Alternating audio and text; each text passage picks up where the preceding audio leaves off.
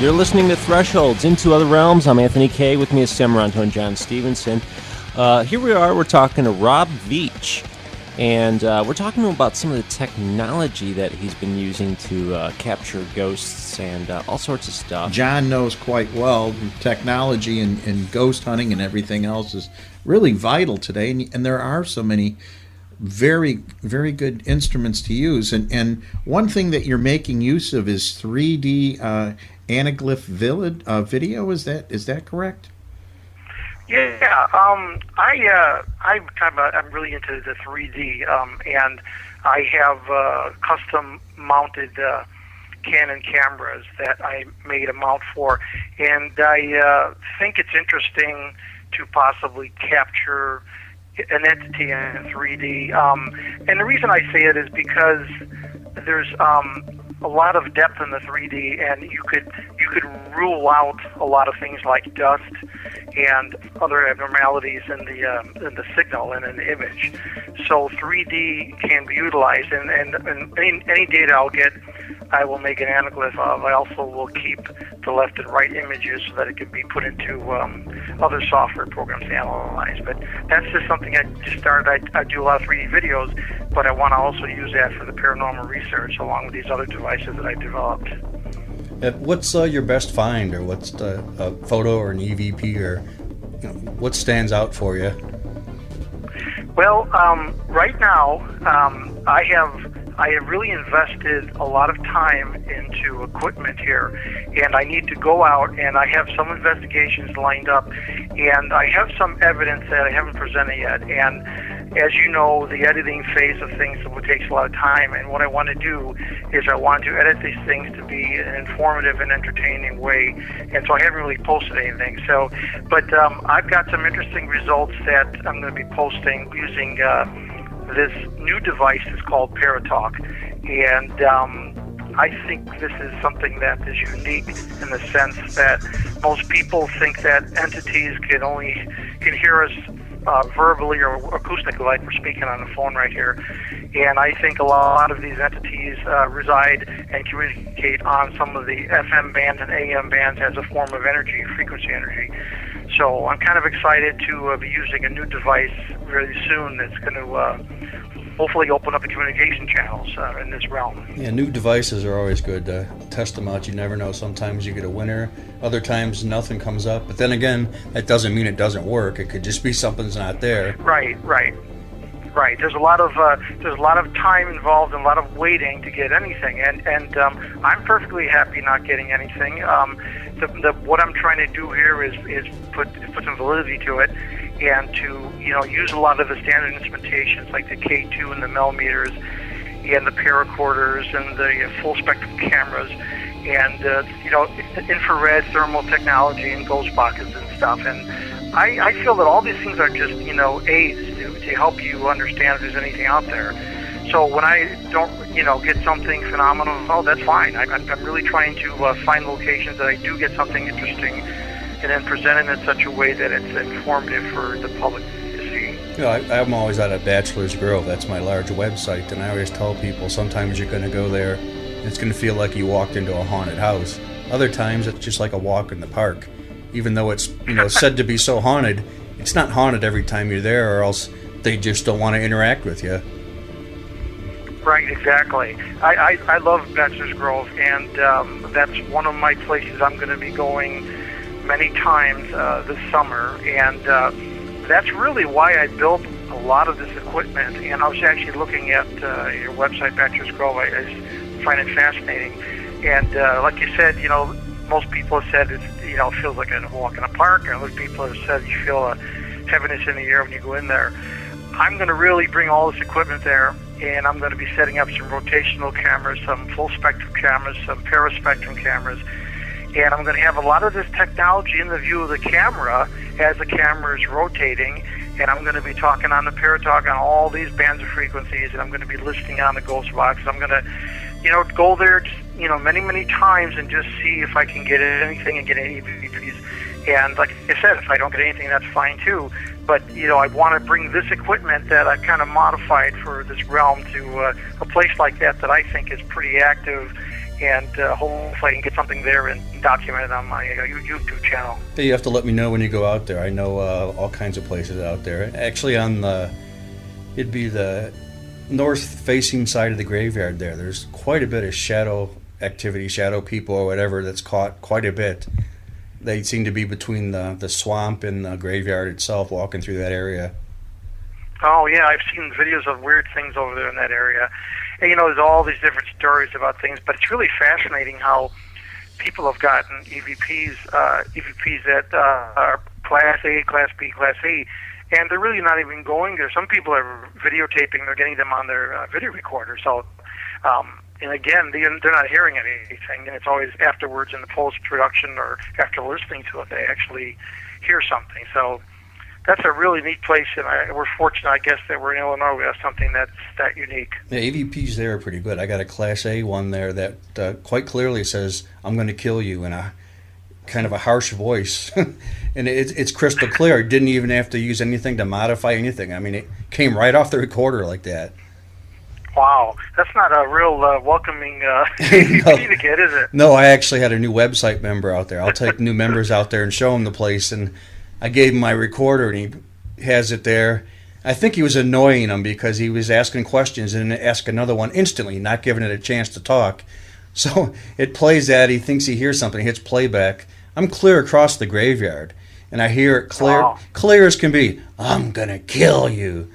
I'm like, okay, that's a good welcome to the graveyard. Can you imagine there being at night? Of course, you can't be there at night, but yeah, that would be unbelievable. Yeah, there's active stuff there. I physically have heard. I heard a woman call my name once. Nobody was in the graveyard. I go there in the mornings when it's quiet. Walking out there, clear as could be. I heard someone go, "John," and I just turned around because it was that clear, and there's no one there. No one anywhere in the graveyard. So I'm thinking like, I'm like, I must visit there too much. They know me by name now. Now,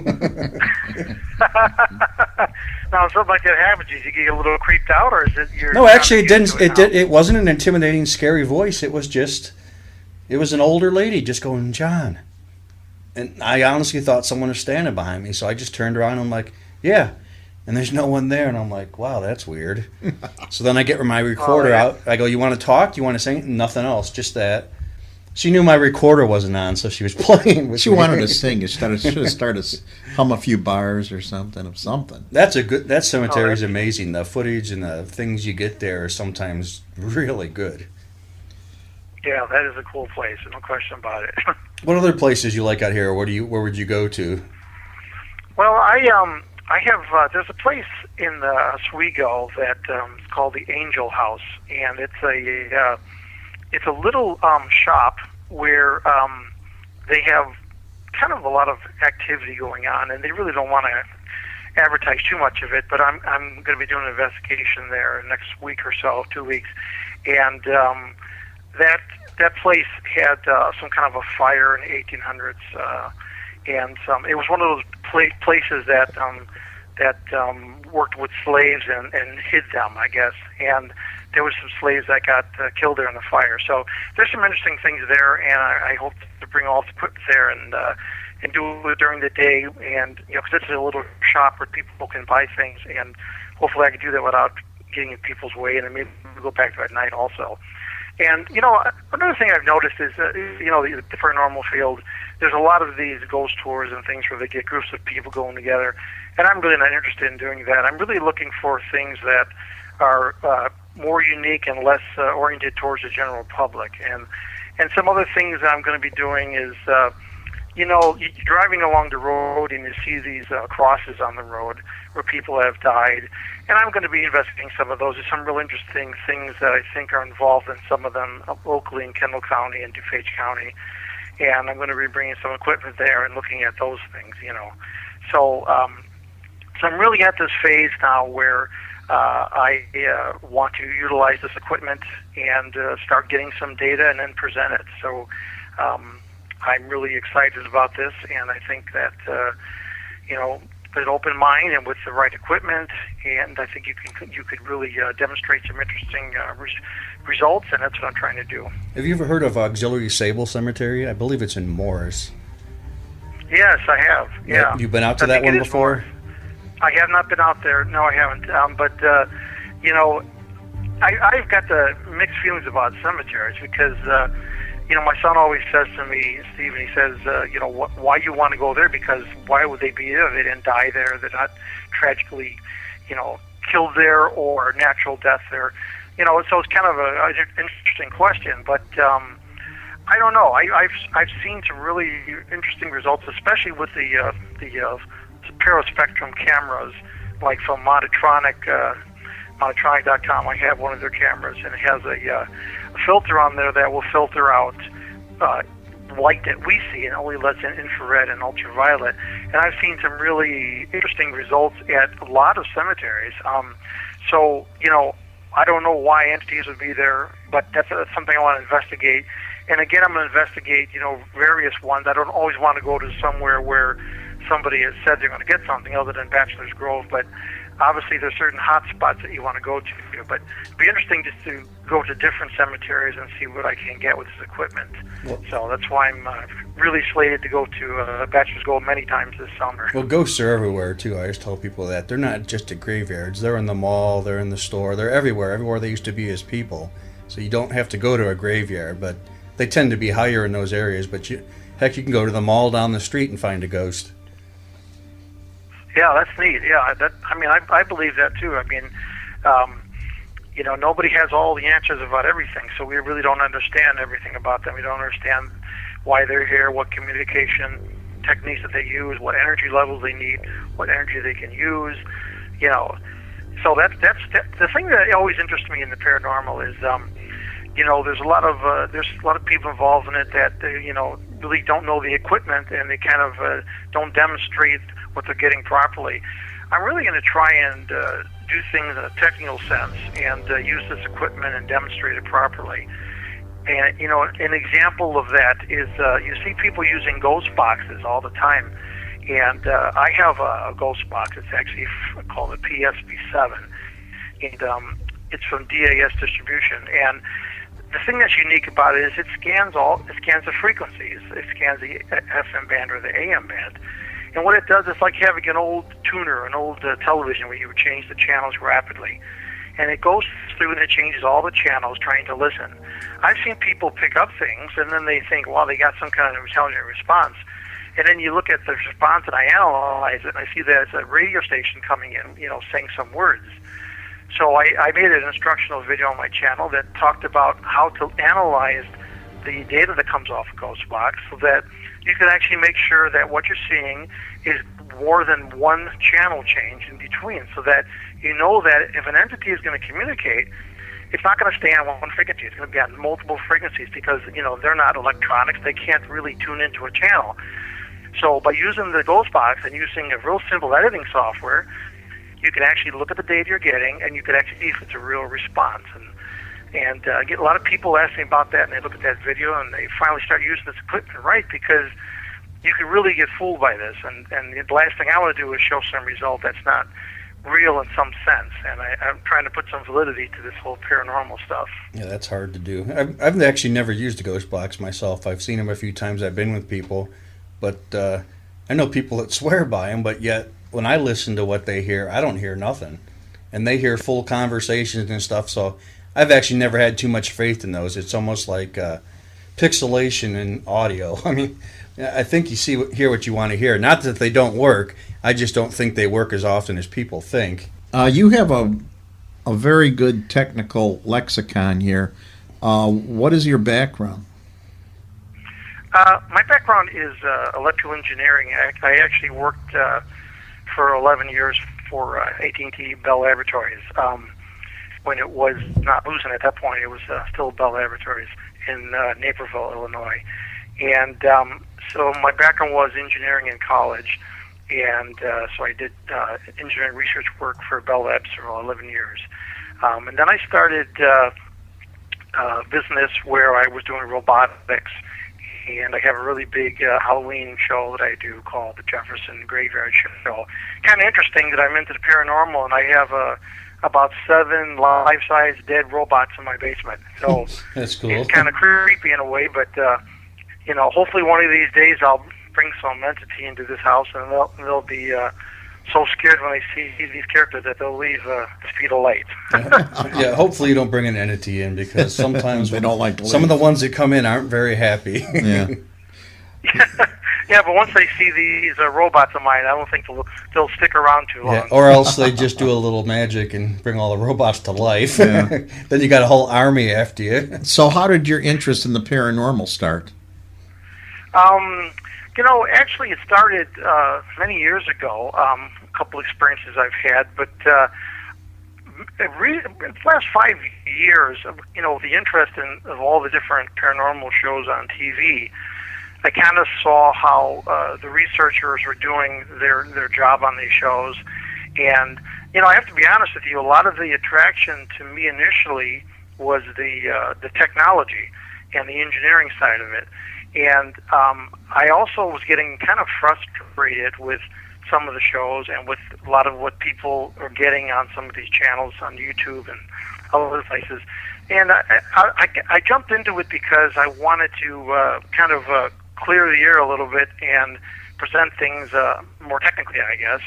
That's my background. So I just thought it would be interesting for somebody to get involved in this that kind of has a technical background that's not specifically in this field, and utilize some custom equipment like we talked about to really analyze things and see if I get some interesting responses. And if I don't, that's fine too. I'm really a skeptic at heart, and I will only present what I think is really valid data on my YouTube channel, the VParanormal1.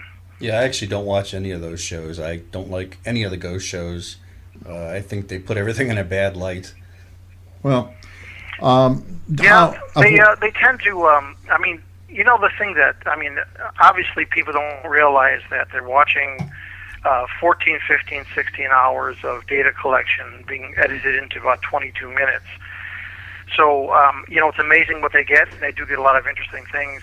I think that the biggest thing that I just get annoyed with is their upsells before they go to a commercial. They make something dramatic and then they come back. Right. And there's really nothing there.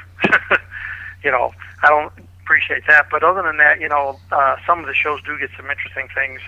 And again, they're going to the hot spots and they're spending many, many hours to get that, and it's being edited down to 22 minutes. And I'm sure Anthony knows that, how much editing work that is and everything. So they're doing a service in that sense, but again, they're doing a disservice in some ways because the way they present the material and the lack of technology and the lack of technical skills some of them have, unfortunately. But you got to do it. I mean, I've got 8-hour video on 4 cameras. I took it Waverly in Kentucky, and I still haven't even gone through all that, and it's been 2 years. It's just 8 hours at 4 cameras. You got to look in real time to look for stuff. It's quite time consuming. Yeah, editing takes a long time. So you got to give them credit for that. The fact that they're producing really something that of interest from a lot of data, and so it's very time consuming. Just like any show's time consuming. Just like the show you're doing right here. You spend a lot of time on it, but from that point of view, they're doing a service because they're condensing everything down for people to see, and it's entertainment too. Well, yeah. There's an entertainment side to this also. So especially what's that one ghost show? They always scream. They get locked in places looking for a ghost. They see a ghost and they run out screaming. Ghost Hunters. No, not Ghost Hunters. It's the other one. Ghost some of these Adventures or shows, something. some of these shows, you can tell they have no production on. They don't do any production on any of these shows. They just throw them together. I mean, I've seen some of these shows at midnight and stuff where they just show them running in there, and you can tell it's just all put together and all staged. And what I don't like is when they do it and they're looking for something, and something actually responds, and they start screaming and run. I mean, that's the reason we're in there to find this stuff. You don't run away when you actually find it. Yeah, and what I don't understand is how they're running away when they're in total darkness, because most of these shows, they're in total darkness and they have infrared or perispectral cameras. Maybe they have a small LED light or something, or a lantern or something, but I sure wouldn't be running in a dark environment like that, especially places where there's debris, and they go to these old hospitals and stuff. And yeah, the show you're referring to is Ghost Adventures. That's the one. Travel Channel. What I don't understand. That's a popular show, but I don't like it. What I don't understand is how is it they don't come out with creeping gamboo, lung diseases, and all sorts of nasty pathogens in these horrible environments, stuffed up and nasty and gross. I'm a clean freak. It drives me nuts. You'd never be a good ghost hunter. No, I've been in places like that doing ghost hunting, and I'd always get sick. I can't stand it. Well, they actually do get sick. Actually, Zach, the lead investigator, if you notice, he wears a mask most of the time now because he's actually had some problems. You know, and you know, it's amazing they don't break limbs and things like that. But you're right, kidding. They're going to these asbestos-laden, you know, moldy places. You know, the mold alone could get you. You know, so and they're spending large amounts of hours there. 18 hours I've read typically on, you know, a location. So, you know, but that's what it takes to get something. And maybe those grungy environments are more of a host to entities. You know, I certainly wouldn't be there unless it was really a highly active place and it was worth their while. You know, another thing that's interesting is one thing I noticed is you don't see a lot of shows investigating places outside, you know, like cemeteries. Like, right. You know, I don't understand why that is, but maybe because it's not as dramatic with the night and the darkness and the infrared. I don't know. But just like you said earlier, John, you know, that these entities could be really anywhere.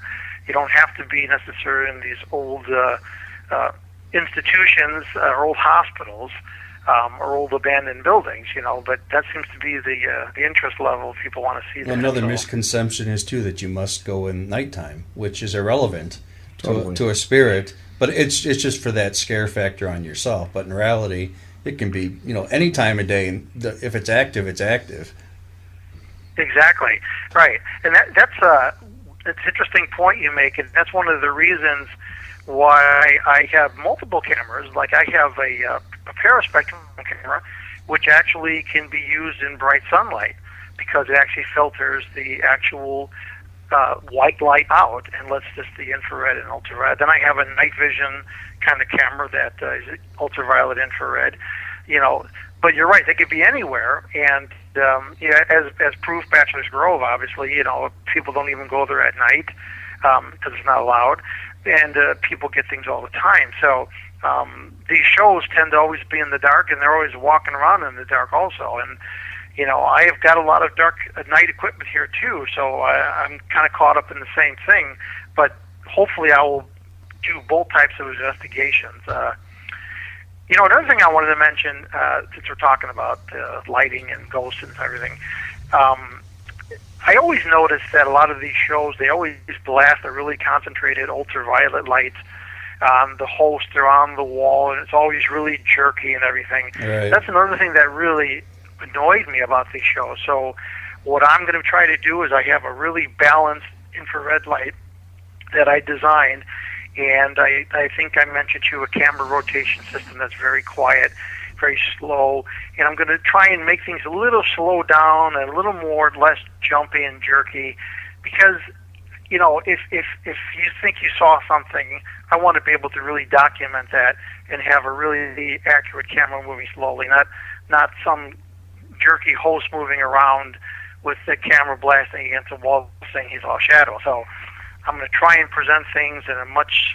slower format and hopefully get something and then be able to demonstrate it that way. Well, that rotor system you made is a good speed. I mean, it's nice and slow. The ones I have are actually professional surveillance modem or rotors, and they go faster, and they wouldn't be as good. That one you have is actually perfect. Yeah, and actually I just modified it. You know, right before you called me, I took apart some batteries, and I actually have a one-cell lithium polymer, and I tried it on there.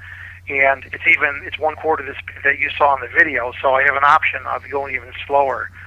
So just for the whole point of presenting something and maybe getting some entity and not having the camera jerk around and then have the infrared light really evenly on the subject. And even putting the camera on a tripod. I mean, how many paranormal shows and how many paranormal YouTubers even know what a tripod is? I mean, it's obviously nobody. Yeah, if you look around, I don't think any of them know what a tripod is. Yeah, it seems that way. And how could you present evidence if you have your image shaking all over the place. I mean, you want to present something that's stable and clear, and that's the whole idea here, is to present something or to, document something.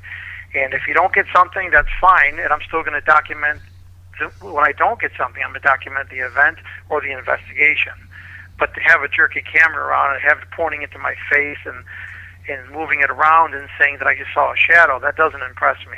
Yeah, well, I'd If say I have a stationary camera, and then you can see a shadow, and you catch that, or you catch a Class A EVP, that's some really solid evidence. what I do is actually I've been in the surveillance business, so when I set up professional surveillance cameras on tripods throughout a building, stationary, and then I'll walk around with my own personal camera and recorder and all that. But I have stationary cameras all around a home. Right, that's fine. And then you get all the different views, and then you get this separate dynamic view with your camera. And another thing is, another simple thing is, we talk about tripods in investigations for paranormal. There's also simple camera stabilizers. I have various counterweight stabilizers that you can get. You can make homemade ones. I have several homemade ones, and that just puts some stability into the camera set when you're walking around. It's not a jerky image, because a lot of these multi-spectrum or full spectrum or paraspectrum cameras, they don't have image stabilization because they usually have a very simple lens, so that there's no focus hunting going on, which is a good thing. So if you stabilize them while you're holding them or using a tripod, I think you're going to get much better results. Or do like you're saying, which you have stationary cameras with one dynamic camera moving around. You're going to get really good results doing that. Okay. Now, in your research, have you decided that as far as on the audio end, are you going to try to come up with some other contraptions? Have you considered anything else in particular?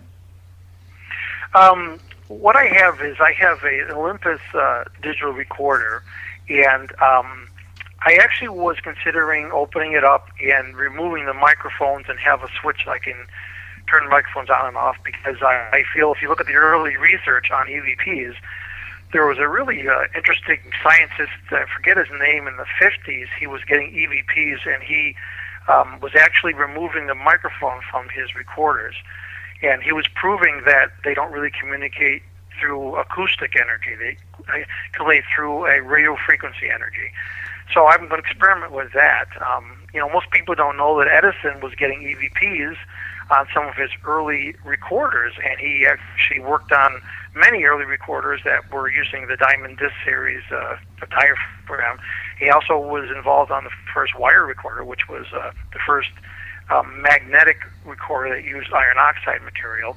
So he was fascinated with EVPs, and he wrote a paper that I only saw once online. It was stating that he felt these energies were not using acoustical energy, that they were using some kind of other energy. So I want to experiment with that. And then again, I want to experiment with the Paratalk device that I developed and I haven't tested yet in the field. And again, that's going to broadcast on all the FM frequencies. It's going to scan, and it's a very, very low energy because I don't want to overpower any entity. It really is extremely low power, and it's going to try and communicate to entities in two ways, with me talking acoustically like we are right now, and in parallel to that, it'll be broadcasting on the FM frequencies. And then I'm going to pair that with a ghost box to see if I get any kind of intelligent response. So those are the two things audio-wise. And then the other thing that I just worked on is I have a frequency counter, a little miniature frequency counter that I modified to be more sensitive to the FM band. And I'm going to have that on investigations also to make sure that if something is communicating back, that I know that it's not a radio station, that if I see this thing respond, and I know to, not use that portion. And if this doesn't respond and I get something back on the ghost box and it matches up with what I think is going to happen on my computer in terms of analysis, then I will post that as a real response. So those are the three things that I'm working on in terms of audio or acoustics in terms of paranormal research. It sounds like you got a handle on everything there. So many people are just taking pictures and picking up orbs, dust in your camera, and that's all they do. I'm a big anti-orb person. So orbs is one of the worst things. I've seen some orbs. I would say 98% of orbs are just dust, but I have seen some really, really impressive orbs at Bachelor's Grove that had so much dimension to them. And that goes back to the 3D camera stuff I was talking about that you asked me about. If I'm at Bachelor's Grove or any other cemetery during the day and I'm shooting 3D pictures or 3D video and I get something that is unique like an orb, the unique thing is that with software I can really analyze that orb and I can tell you really quite easily whether it is something unique or whether it's something like a dust phenomena. And that's simply because when you're looking at it at two different angles, you get depth information. And there's even programs where you can upload that and they will actually let you make 3D prints and actually analyze it. So that's another thing I'm going to try is bring the 3D into this paranormal research to see if there's something unique about things like orbs, and that way I can hopefully see which ones are dust and which ones are something more relevant, something more interesting. Again, the software you're using is? The software that I'm using, there is different types of software out there for 3D. There's one program called 3D Movie Maker, which allows you to bring in left and right video and allows you to synchronize them and display them and make videos. And then there's other pieces of software from the same company. There's 3D Image Maker and things like that, Stereo Image Maker, and that allows you to bring in a left to right image. And then you could make anaglyph images from that, and then you could use that using the special angle glasses to see the 3D image that you just created.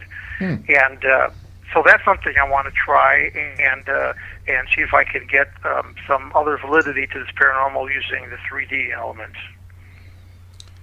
As far as photographic enhancing and as far as that research, have you done much, and what software do you use? I pretty much, there's various pieces of software I use, nothing too special in that. The 3D is that one software that I mentioned, and then there's a lot of other programs that you can use, Adobe, Photoshop, things of that nature. I haven't really used a lot of programs to enhance anything because I try and keep it in its original form.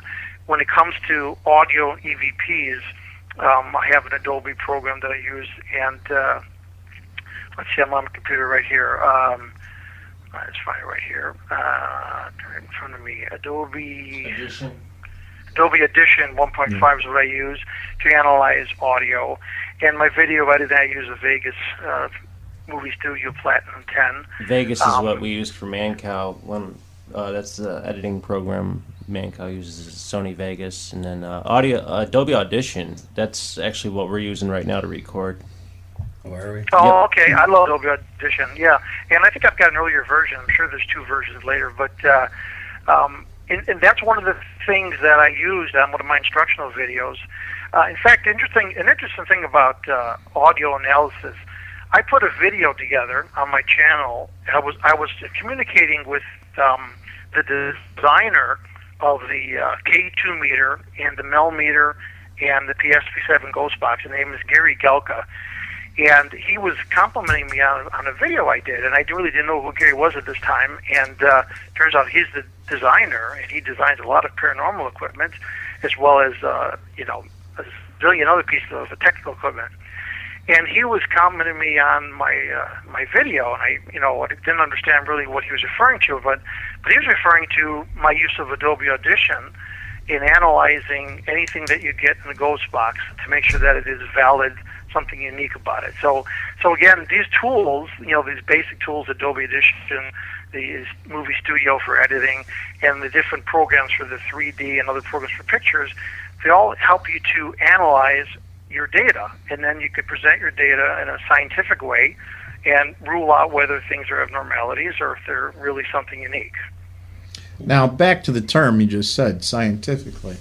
Obviously you wouldn't be wasting your time if you didn't think there was some validity here to what you're dealing with, and there seems to be a historical perspective. On that point, or on that note, where do you think this should be going as far as where would you like it to go if you had the resources? I'm open-minded. When I say I'm a skeptic at heart, I think what I'm really referring to is that I think there's a lot of data that's collected that is really other phenomena. And just like anything, a large percentage of that may not be the real thing, and a smaller percentage might be the real thing. I am convinced that there is something out there. There's entities out there. There's spirits out there. We don't know necessarily what realm they're in, and I think that as this technology grows, and as people like Gary Gelka and people like myself try to build new technologies, the reason I'm doing this is to add some more validity to this and present this data that I get. So I would like to see the field gain more validity from more technology being used and being presented in a more interesting format, with some entertainment value, but also technical value, so that when people see this, the skeptics will look at it and say, you know what, that does look unique, and it was presented scientifically, and you know what, now I can believe that. Now I can believe the data that person got. And so that's where I like to see the industry go. These ghost shows become a little bit, less entertainment and more technical direction to add some more validity to this. And that's what I would like to happen. Yeah, chances are that'll never happen, though, unfortunately. Well, the entertainment, understand something, that Hollywood is supreme. Right, it's entertainment that's reality. value. Reality is whatever comes out of the Hollywood trough.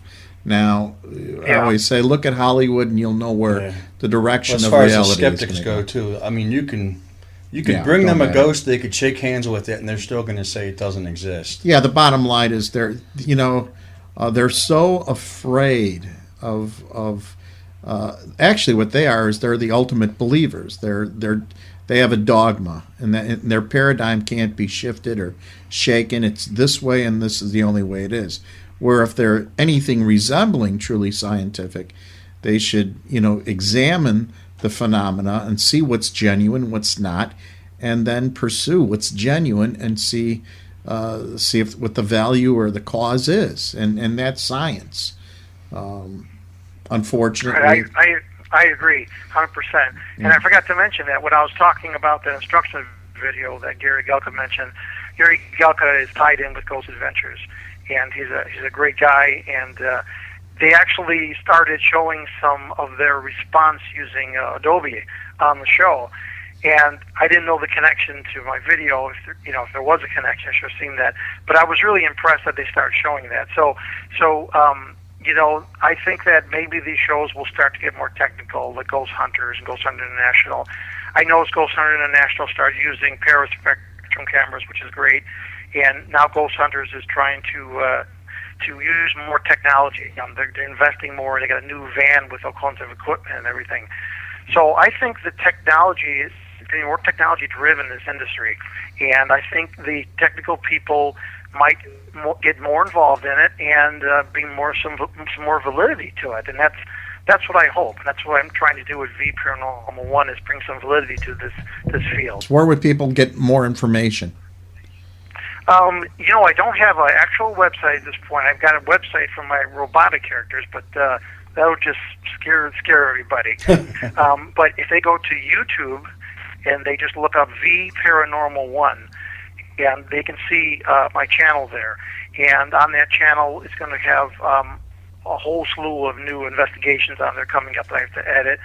And they can get more information there, and they can contact me there, too. Great. Okay, well, it's been interesting.